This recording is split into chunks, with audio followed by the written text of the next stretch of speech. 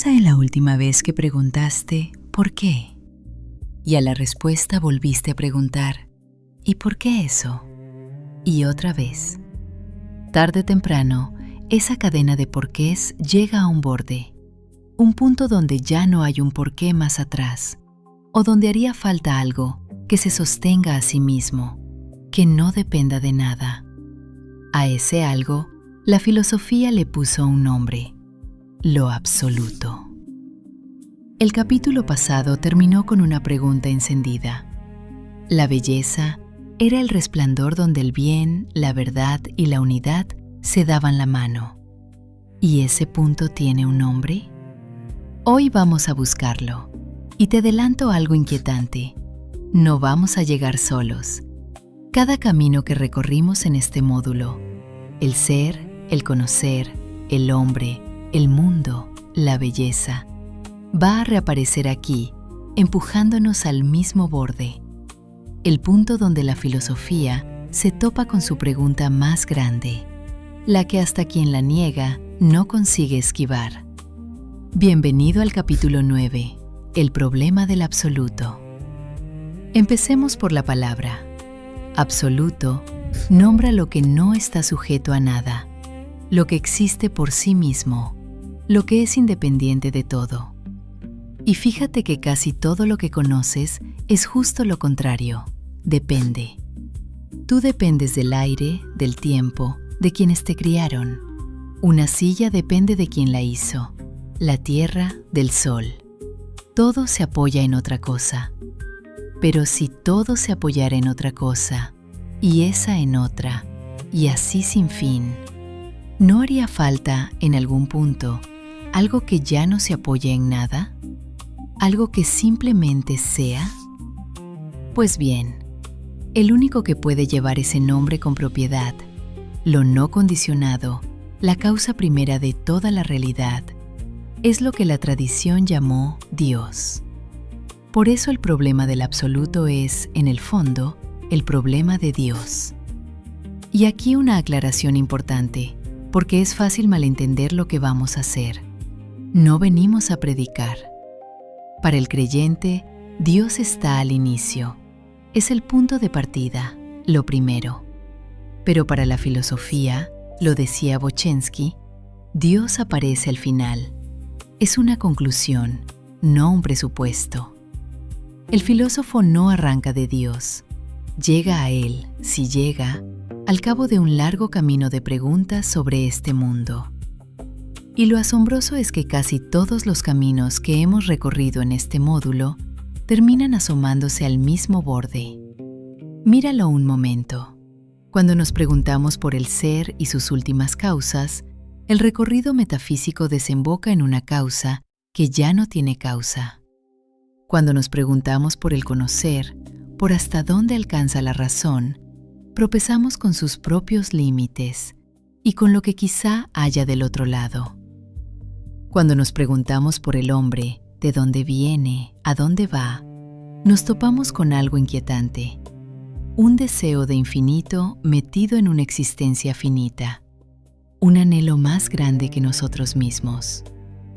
Cuando nos preguntamos por el mundo, por el orden de sus leyes, la perfección de los seres, más de un pensador terminó preguntándose por la inteligencia que habría detrás de semejante diseño. Y cuando nos preguntamos por lo que hacemos y por la belleza, ese resplandor donde el bien, la verdad y la unidad se daban la mano, la pregunta tampoco se cerró sola. 5 caminos distintos, y todos, al final, se asoman al mismo abismo. Por eso los más grandes filósofos de la historia se toparon casi sin quererlo con esta pregunta. Y la historia del pensamiento está llena de intentos de nombrar eso.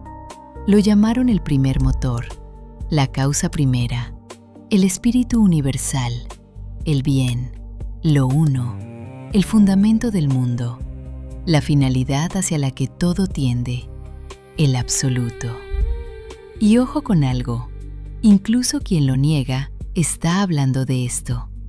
Para negar algo, primero hay que tener la idea de eso que se niega.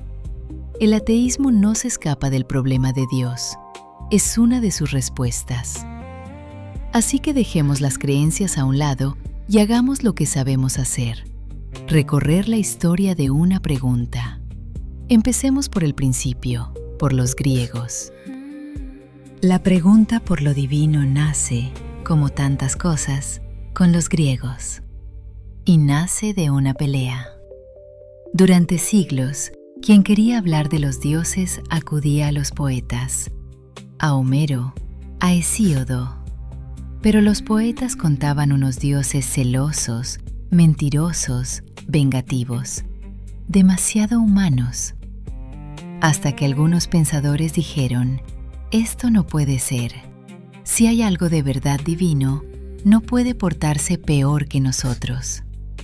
Y separándose del mito, inventaron una manera nueva de acercarse a lo divino, no por la leyenda, sino por la razón. La llamaron teología. El primero en usar esa palabra fue Platón, precisamente para criticar a los poetas. Y hay un detalle finísimo escondido ahí. Teología junta dos palabras griegas: theos, Dios, y logos, razón. Teología significa acercarse a lo divino por el logos. Con esa sola actitud, dice el estudioso Werner Jäger, pasó algo enorme. Para los griegos, Dios se volvió un problema. Ya no un dato que se hereda, ni una tradición que se acata. Un problema que se piensa. Pero, ¿cómo empezó todo? Aquí conviene detenerse e imaginar una escena. Retrocede 20 y tantos siglos. Un griego cualquiera camina por la orilla. De pronto, el cielo se rompe en una tormenta imposible. O el mar se queda quieto como un espejo. O lo golpea, por primera vez, el amor. O ve a su ciudad ganar una batalla que tenía perdida. Algo lo sobrecoge. Algo que lo supera, que le parece más grande que todo lo humano. Y no dice: ¡qué fenómeno curioso! Dice, con asombro y con un poco de temblor: esto es un Dios. Fíjate bien, lo divino, al principio, no fue una teoría ni una prueba. Fue una experiencia, un asombro ante algo que nos desborda. El especialista Guthrie lo explica así: Theos, Dios, era casi un grito frente a lo sublime.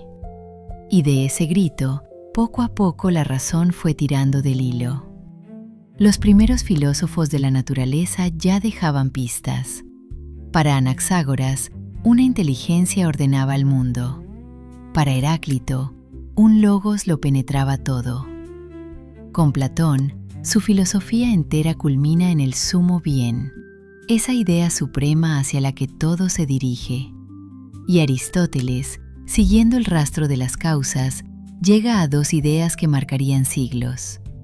Una causa primera, necesaria, de la que dependen todos los seres que podrían no existir, y un primer motor, que mueve el universo entero sin ser movido por nada.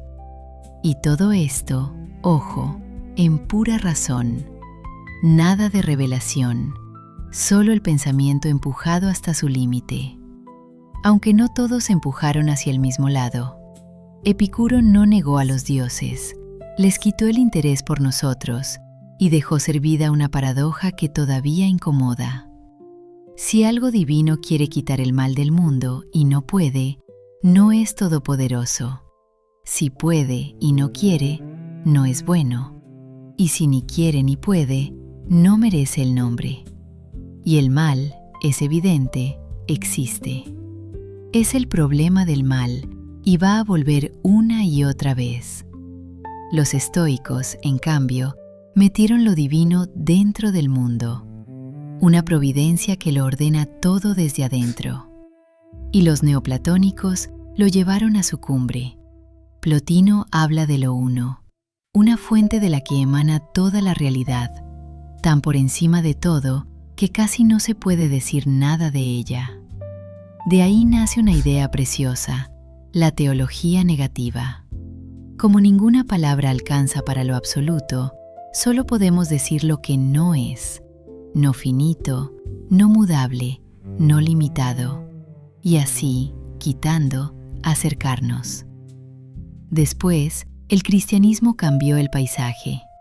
Filón de Alejandría dijo algo enorme, que lo divino sacó el mundo de la nada, lo creó. Y con eso, el problema de Dios quedó atado para siempre al de la creación. En la Edad Media, la teología natural florece y se afinan los atributos: unidad, eternidad, simplicidad. Pero Popix algo más, y es clave.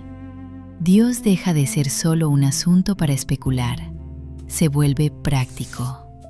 Porque de la respuesta que des depende cómo vives y qué puedes esperar.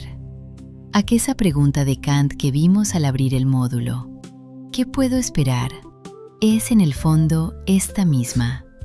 Y no la contesta un teorema, la contesta lo que haces con tu vida. Damos un salto a la modernidad. Y aquí el problema de Dios se enreda con otro, el del conocimiento. Ya no basta preguntar si Dios existe, ahora se pregunta, ¿cómo podríamos llegar a saberlo? Para Descartes, Dios es la pieza que sostiene todo el edificio del saber. Es Él quien garantiza que mi razón no me engaña, que el mundo de veras existe. Quita esa pieza y todo se tambalea.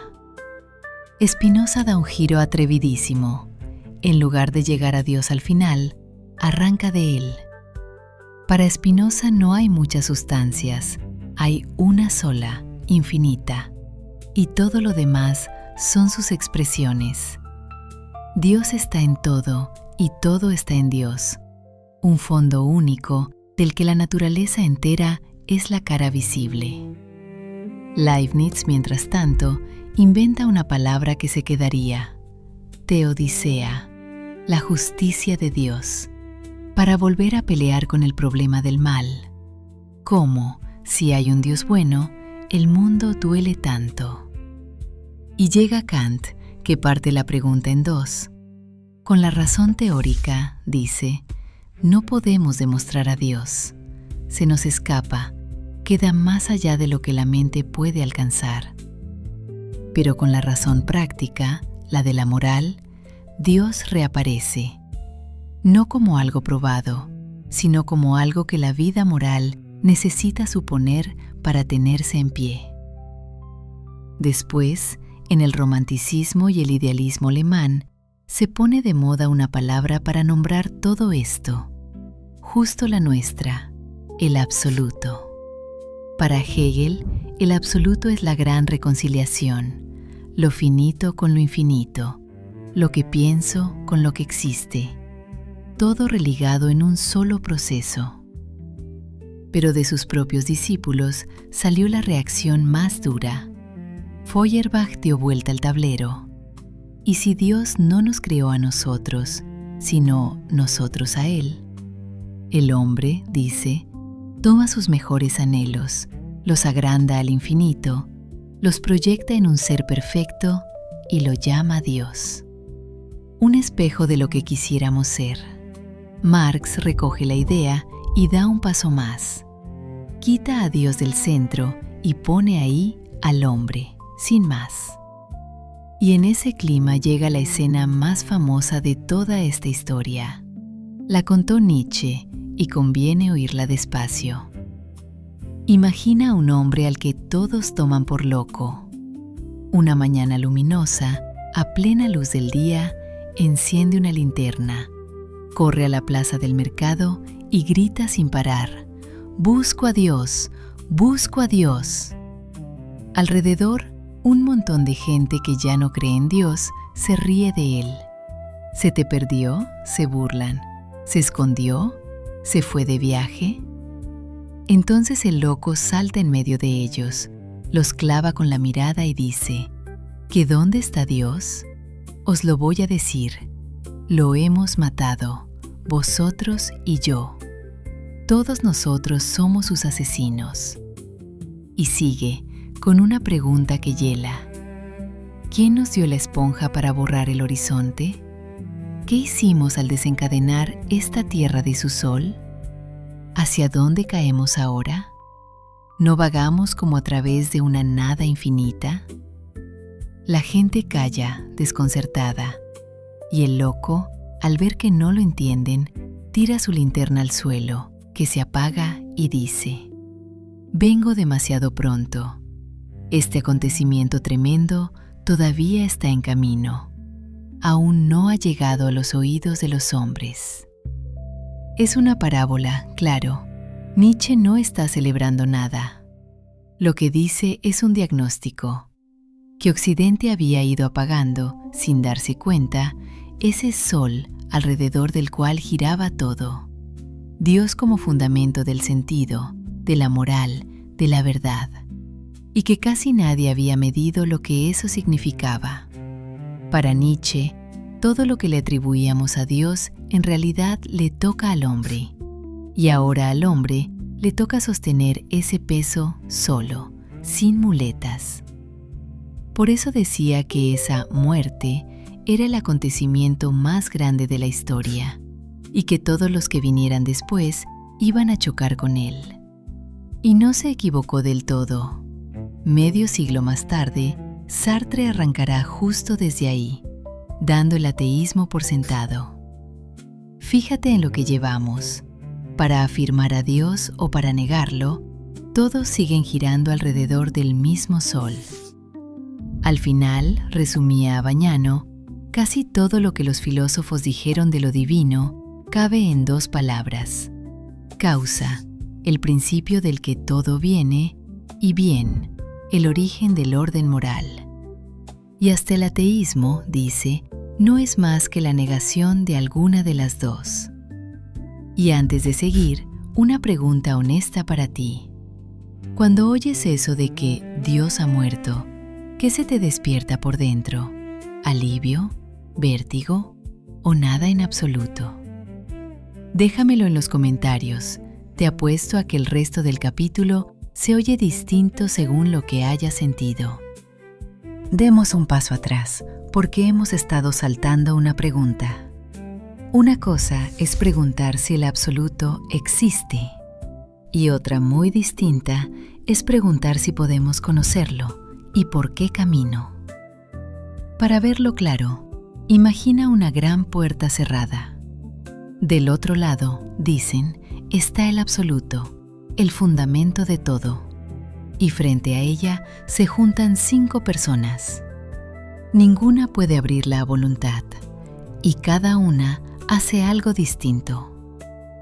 La primera se agacha, examina el suelo, las bisagras, las huellas alrededor. Razona. Si hay una puerta, alguien la habrá puesto. Si el mundo está hecho así, algo lo hizo. Y de las pistas del mundo, intenta deducir lo que hay detrás. Es el camino de Santo Tomás, con sus famosas vías. Partir de lo que vemos, el movimiento, las causas, el orden, para inferir su origen. A los que hacen esto se les llama ilacionistas, de ilación, inferencia. A lo divino se llega razonando, paso a paso.